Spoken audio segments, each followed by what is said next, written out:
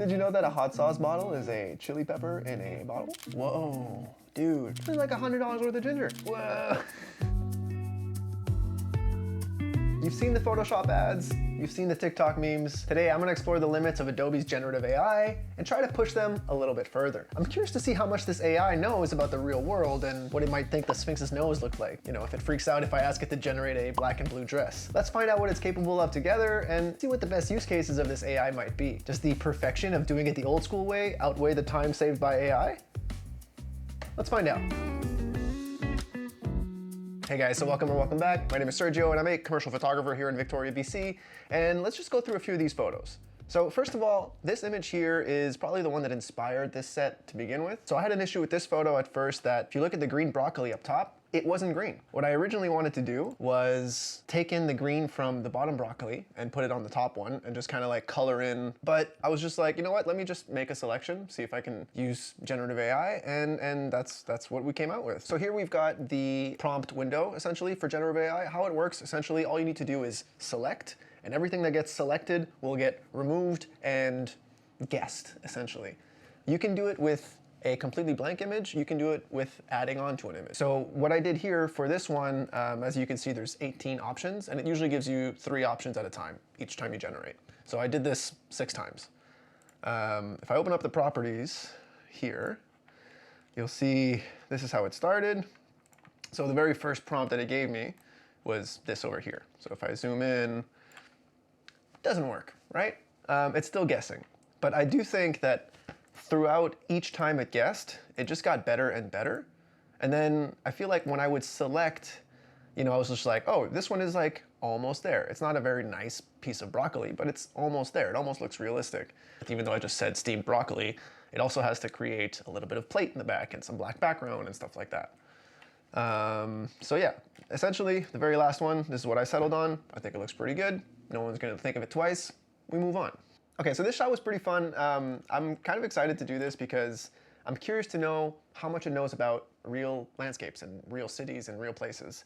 So I kind of just wanted to extend the background on the Golden Gate Bridge here in San Francisco and see if it will just keep building bridge forever, or if it's going to make land on the other side, or if it's going to be aware that there should be, you know, a second beam of this Golden Gate Bridge that is happening eventually. I'm just gonna write Golden Gate Bridge.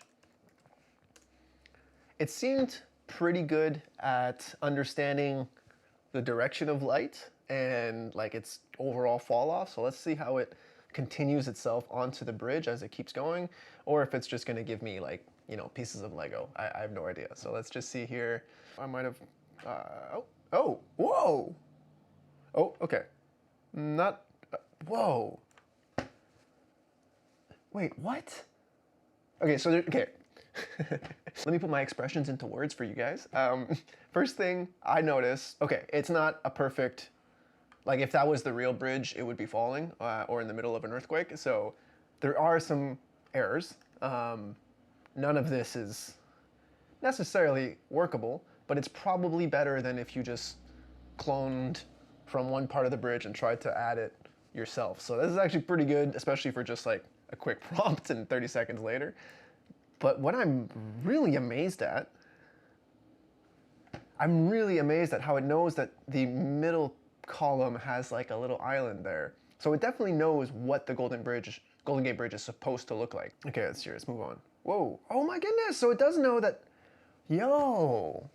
Oh, okay, so this one's way worse with like the up here, but oh, this too, yeah, oh my goodness. Okay, obviously, okay, so it is definitely screwing up around the perspective of these, but I'm amazed that it knows that there's a building here on the other side of the bridge. If this was the real, like if I was standing on this island, or on like, I guess it's the mainland in San Francisco, but if I was standing there and shooting, there would be a lot more bridge. I'm actually like on a boat passing underneath the bridge, so there's like that part of the bridge is like the perspective is wrong, but the fact that it knows that's how the bridge is built is really, really impressive to me. Let's just do 3 more and see how that goes, because that's like, damn, that's like smart. That's really, I feel like if you were building this yourselves in AutoCAD or trying to recreate this in Photoshop or whatever software, like it would be so much more difficult than just generating an AI prompt that looks 75% of the way there. Huh. It added a third one here. Hey, this one's like out in the distance. Ooh, this is cool. I have like a picture of this like Archie kind of thing. So I know that this is there. Well, it's further away, but I know that this is there, and it's pretty phenomenal that it's just kind of generating that from nothing. You know what I mean? Like, let's make a completely new one. And I'll write, Golden Gate Bridge at sunset from the water. I don't know. Let's see. If we can go straight from nothing and create it, then what's the point of traveling, right? That is not the Golden Gate Bridge. That's closer to what it looks like from very far. Not at all. Not at all. So it isn't that smart. All right, that's good to know. Just since we're on the train of just recreating bridges from scratch, the 6th Street Viaduct is basically the most famous crappy bridge that you've ever seen in every single movie that was ever done. Anything that was ever shot in LA or a music video has been done on that viaduct. Last couple, 10 years maybe, they've destroyed it and rebuilt it. And there was a time where things were being filmed on like the next block over in the other overpass. I think Logic's video with the i8, the marshmallow video, that one's on that bridge too. Looks like Generative AI doesn't know what it looks like.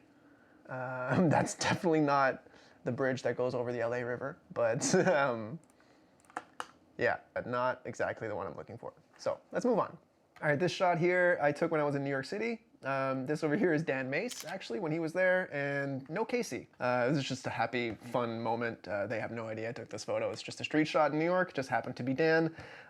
So I am going to take selection, and I'm gonna try to put in Casey on a boosted board, you know? I don't know if that's gonna work for the prompt, but I am very interested to see if it knows people, because obviously we've found out that it knows the Golden Gate Bridge, and it knows certain landmarks, but doesn't know people. And does it know skateboards? Does it know black and white? Let's find out. Come on. Ooh, Casey's popping a nollie heel over here. Okay. Is that what they mean by boosted? They're like, boosted. Not sure what it tried to do there. Not sure what it's doing there. This is like the closest I'm probably gonna get. Definitely not usable. Let me just write boosted board, maybe? Because that's what they're actually, and then I'll try electric skateboard. Maybe electric skateboard might work a little bit better. I doubt it's gonna know Casey, or give a guy with glasses, let's say, you know what I mean? That would be I think that would be the penultimate, like, oh my goodness, I've made it. AI knows who I am. Just the skateboard. All right, Casey, you are less important than the skateboard. We can do a nollie heel without you, apparently. Whoa, Casey, you're so jacked. I didn't know that. Interesting, that's why Dan's pointing, that makes sense. Oh, deflated skateboard. I wonder what it thinks a boosted board is. A little bit of a Jeopardy theme song going on. Whoa, we got Daft Punk on their skateboards here with us. Hey, that obviously looks super fake, but that's an idea. Like that, you know, I told a computer I want a man on a skateboard, and it gave me a man on a skateboard. It removed a car, it removed a background, you know, like even just cloning out that tree in the background and adding more buildings and doing all of this would probably take me like at least a half hour. Like it would take me a while to do for such like a background part of the image that you're not even looking at. And AI just did it like that. Like obviously the person and this is all kind of screwed up, but if you just look at the background and what it did here, like that's formidable. Like it's easy from a computer's point of view because it's like, you know, there's 4 here, so just put 4 more there and just make the lighting a little bit more consistent. But I mean, it's still not that easy. Like I feel like it's simple to think about in your head, but it's not easy. Like this is very impressive software. I wouldn't say usable for work, but definitely usable for fun.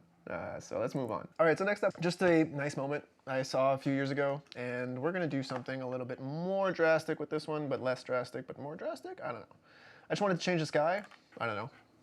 Different. Let's make it moody, maybe? I don't know. Let's make it moody. Let's have some fun with it. Let's do like a dark and stormy to see if we can create something a little bit more apocalyptic for this serene little city by the sea. I think for an application like this for changing the sky, something that's kind of one of the first things we all learned to do in Photoshop, changing the sky. So it's not something that's too revolutionarily different or difficult to do, I would say.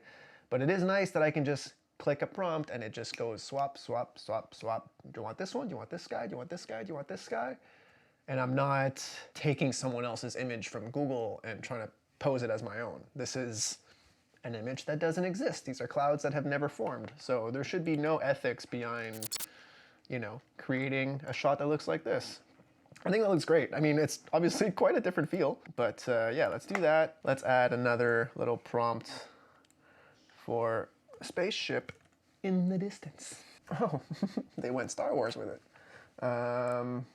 Okay, there we go. I mean, look, I knew some friends that create images like this. They create these like super fake, very composited images that have gone on to create for companies like Google and Nike and these very, very, very big brands. This is essentially what they're doing, except they're making it obviously way, way, way more perfect and somewhat realistic with the lighting and the way it's edited. But essentially, it's this with a bunch of PNGs and fine-tuning it. The thing is, if I want to, I can kind of come in to this spaceship and edit it further. I don't have to just use what it gives me. I can take a color cast, I can change the colors of them, I can frequency separate just that part of the image, and I can work on the sharpness, or I can work on the colors, or blending a little bit of the way it looks with the environment. I can add some shadows and some light directions so that it looks like it's part of the scene. But for this case, I mean, you know, it took me 8 seconds to go from this to that. I think that's pretty neat. And yeah, let's just move on. Let's go on to the next one. Cool. This shot I took in Kyoto, actually. I was curious to see if I can do something like this. Cat crossing the street. I had two things I wanted to do with this shot. I wanted to see if I can have, yeah, a cute little moment of someone or something walking across the street. And this door here on the left, I would like to change it with like a glass door or something a little bit brighter, something that shows me a little bit, hey, we got a kitty cat. That doesn't look too real in terms of depth. So I've noticed something. I don't know if you guys have noticed this as well, but definitely with this generative AI, I'm seeing that it has a hard time with depth and scale, which is something that's difficult for humans to do, especially anyone that has an impairment in one of the eyes. That's like, it's a complicated thing, let alone a complicated thing to fake. So if I made this a little bit more blurry so that it matched the blurriness of its environment and toned the colors down a little bit, I mean, it's getting the point across, sort of, kind of.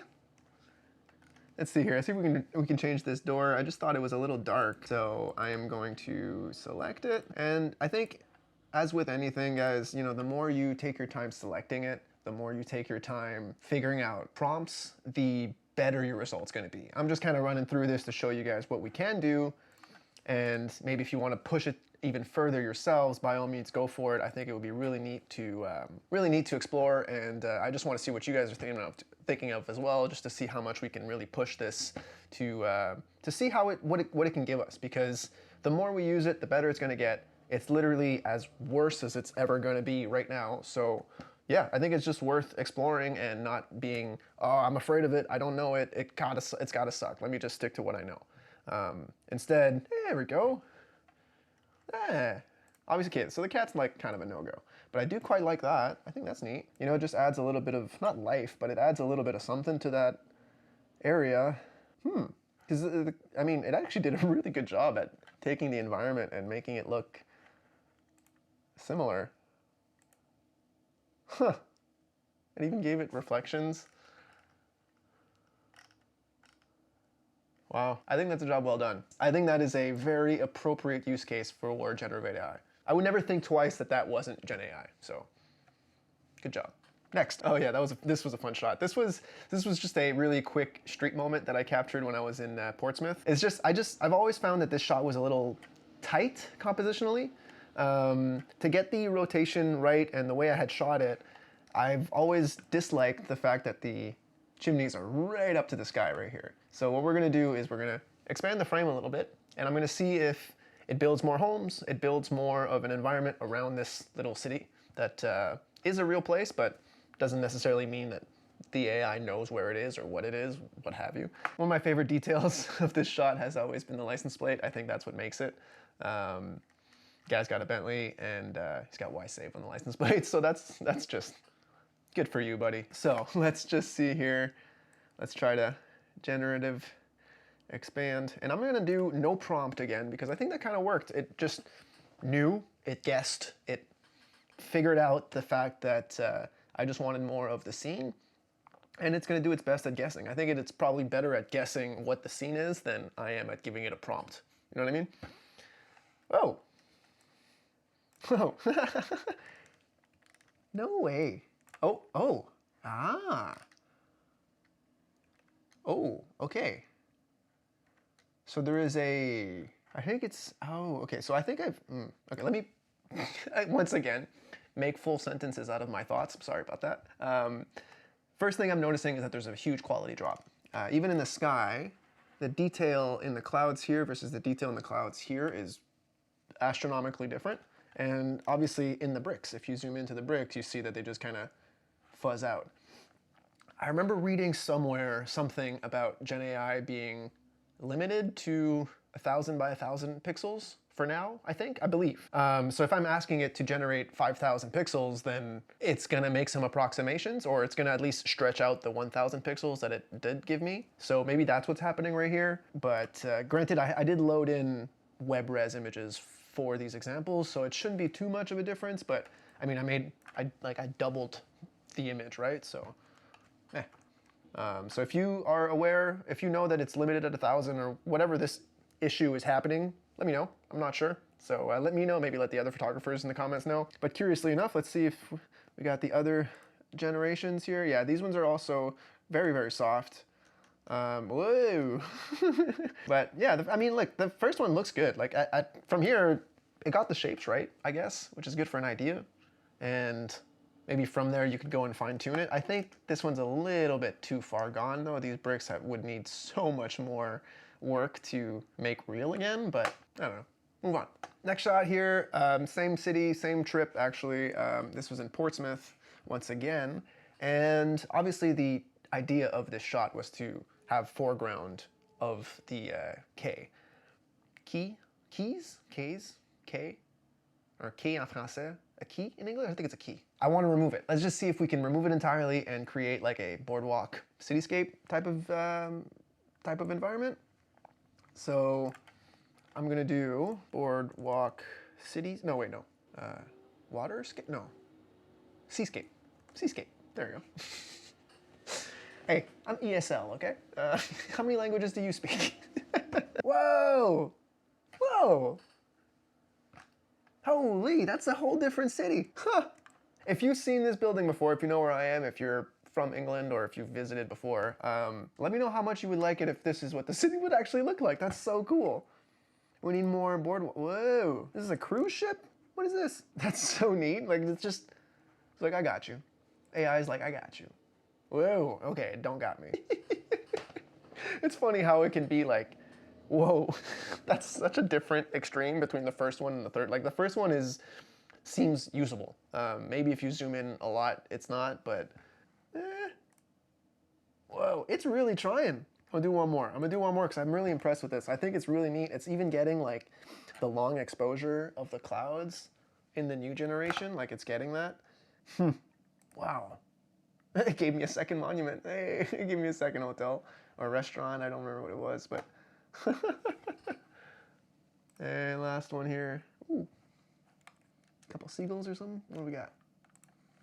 I honestly, this first one here, I think it's great. Obviously there's like that, but that's so easy to clone out. Okay, move on. This here is a work image I took last year for obviously a company called Cultured Kombucha. And I was just curious to see if it would add more of this ginger around the shot because it is such a organic shape? Yeah, organic shape. It's such like there's no shape, there's no pattern to follow, so it just has to completely guess and assume that I don't want more cans or I just want more ginger. So I didn't even put a prompt in yet. Let's just see what it comes up with. Interesting. Holy. Whoa, I'm actually even more impressed with this than if it just gave me what it looks like is the last shot here. Yeah, which is also very impressive. Holy, whoa, dude. Sorry, I'm just gonna collect my thoughts here. This is like $100 worth of ginger. What the hell? Obviously, so the thing is when you're creating these massive flat lays, one of the things that, you can do it with AI and it's cool and it'll make you a random pattern. But if I was making this myself and I was placing all of these pieces of ginger individually, I wouldn't get these like straight lines of product. And I wouldn't have a few of these like compositionally not ideal lineups of ginger everywhere. So like, yeah, it's quick and it's easy and it's free, but it's like, if I was gonna do this as an image, like I wouldn't want to present this, essentially. Like it's cool and it did a really, really good job, but compositionally, I don't think it would work or fit in my portfolio, so maybe not ideal. Something like this, however, where it has to create the edges of this ginger, and it gave me like a sense of height, like it really looks like it's further back than the top ginger, you know what I mean? I'm very impressed with this. I did not anticipate it to give me a prompt that looked like this, and that is really cool. That is really like the most impressive in my mind. This obviously is gonna have some weird fall offs and stuff like that. The shape, like, I mean, the size of the bowl versus the can, like how big is this bowl, right? So that's a little off as well, but let's just give it 3 more just because it was so impressive, honestly. I have no idea what it tried to do here. I mean, I like the stone that it chose, but see, it did a better job on this bowl. Still not ideal. See, this too, like the way this is lined up, I would never, that's the first thing that came to my mind. I'm just like, I'm looking at the order of the ginger and it looks messy. I don't like it. So it's cool, but I don't think it's workable. I don't think it's usable yet. So let's move on. So next here, I've got a restaurant. This was just a simple menu item for a Mexican restaurant. What we're gonna do, generative expand. I think I can just, yeah, I can just click and it'll guess. I don't even need to give it a prompt. It'll just quickly guess and try to make the best of the situation. Huh. Okay. I mean, the perspective's a little off. I mean, that's pretty good. For a not super, like it is kind of a random background, but it's still not just white or brown or whatever color. So there is like, some detail that it has to completely make up. It got the lighting decently good too. Like it's in the appropriate direction. Let's see if we can do a mind my drawing here. Let's do a hot sauce on this side. Whoops. There we can see that I use a French keyboard layout. Inappropriate language. Yeah, let's try that again. Of hot sauce. Oh gosh, that is not at all it. Okay, so it's definitely not understanding the perspective. Let's just try it again. Yeah, this is definitely not useful. Did you know that a hot sauce bottle is a chili pepper in a bottle? It's so silly. Okay, so it's not getting it. We're just gonna move on because it's not what I'm thinking of. Oh my god, that's so funny. I'm just gonna leave it at that though, just for the sake of it. Okay, better. I feel like shooting silverware with this much gradient on it is actually kind of difficult, so job well done, AI. Kind of wonky once you start zooming in a little. See what else you guys got for me. Okay, I mean, look, I'm not replacing my work here, but like, you can kind of like piece together an idea in your head so that you can go out on set and maybe recreate it. That might be a good use for these. So far, definitely not usable for work, I would say, but yeah, let's keep going. All right, cool. I really like this image. This was, again, from my trip to England, and obviously we're in London here, and I just had an issue with, whoa, there's some crazy converging lines here. You know when you look back at old images and you see things you didn't see before? I've been shooting a lot of architecture since I took this, and there's some pretty glaring mistakes, but we're just gonna look past that for now. But what we're gonna do is we're gonna try to select out this guy, because like there's always gonna be some uncertainties, and our uncertainty for this trip was that the Golden Gate Bridge that Big Ben was covered in scaffolding. And I did have this image in my head when we went there, so I still wanted to shoot it. I've just always been a little bummed that it had scaffolding on it, so we're gonna try to remove it. I'm curious to see how it's gonna do the clock, if it gets like the hands or the time right, or if it knows clocks. It is a monument, so it should know what it looks like, but I'm curious to see too with like the shutter drag that's going on here. I didn't get all the detail. Whoa, look at the clock. Whoa, it's demon time. It's Salvador Dali time. Whoa, it gave its own symbol here. I love that. Okay. I mean, it's pretty cool. Like, I wouldn't even know where to start in terms of Photoshop for an image like this. Maybe I would try to find another image that's got a similar point of view and take one from the other. But that's, I mean, it got the color kind of right. Let's do one more. Let's do one more generation. I didn't anticipate this would work, but it kind of gave me a better result than I thought it would. Again, obviously, I'm not printing this image, but this is like, I don't know, it's kind of a fun way to just imagine it without it being real, I guess. It's having a hard time with the extra scaffolding that was on the sky. Oh my goodness, I can't get over these clocks. All right, let's move on here. Last shot. Last shot here I've got for us is the bean in Chicago. This was a fun shot, actually. This was really cool. How many times have you seen the bean with no one around it, right? And for this shot, it was actually, I went in with a naivety of like, oh, let me just show up at midnight and I'll just take a photo and there's gonna be no one there. However, did you know the bean is patrolled by police officers or security guards 24/7? So at least the park is in general, the park where this is held. I show up and these guys are like, ah, you can't be here, the park is closed. And I'm like, it's a public park, what do you mean park is closed? So I just showed up and I go up to the security guard and I'm like, hey, I just want to take this really quick photo, one shot, 30-second exposure, so it's like a long shot, but it's still one shot. It's pitch black right now. Slipped him a $5 bill or a $10 bill or something like that, whatever I had. Took this image, walked away, went to a bar, ate some Italian food, and had a very quintessential Chicago experience that night. But yeah, I really like how it's turned out. Absolutely no one in the shot. I think it's really neat. And this is one of those places where, because the shape of the object is, it's like a perfect mirror, essentially, you're not gonna be editing out the people in the reflections. You're just not. If you go and take a picture of this and you're gonna see 300 people and then they're all gonna be reflecting 3-4 times, there's 1,000 people to edit out of this bean, you're not doing it. So this is kind of the only way to shoot this image. For the generative AI part of this, let's just see if we can put our good boy, Mr. Gotham himself. Let's see if we can put the symbol up in the sky and call our good friend Batman. That's not Batman. Oh no. So it doesn't know superheroes. So it failed at Casey. It failed at skateboards, actually, as well. It's really good at skies. It's really good at buildings. It's good at cars. It's good at understanding items, maybe? Personalities and creations. Like, clearly Batman has no idea what I'm... Let's just do a skylight? I don't know. I don't know if that's the right prompt to put. But just like, you know what I mean? Like little, look at me. Batman, we need you. Interesting. Okay, well, I'm gonna leave that at that, and I'm gonna do some more research, and I'm gonna come back, and if this video hits 50 likes, we're definitely gonna make another one, and I'm gonna hopefully explain this story. Thanks so much for sticking around. This really was so much fun to make. Check out this video right here if you're interested, and I'll see you guys next week. Peace.